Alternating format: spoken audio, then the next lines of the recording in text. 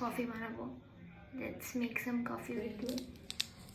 এখানে কফিটা ঢালবো, তারপরে এর মধ্যে আমি এখন কফিটা দেব, দিয়ে দেবো চিনি, দিয়ে একটুখানি গরম জল, একটুখানি মানে জাস্ট 1-2 স্পুন, তো একটুখানি চিনি দেবো সেইটুখানি মতো দিয়ে জাস্ট ঘাটার করবো দুধটা গরম করে।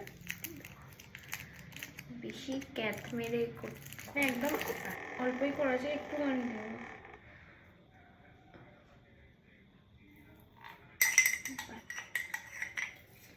ये आवाज़ तो सुनते को इरिटेटिंग लगবে, তাই আমি পজিং দ্য ভিডিও। দুধ গরম हो चुका है, ধোঁয়াটা দেখে বুঝতে পারছেন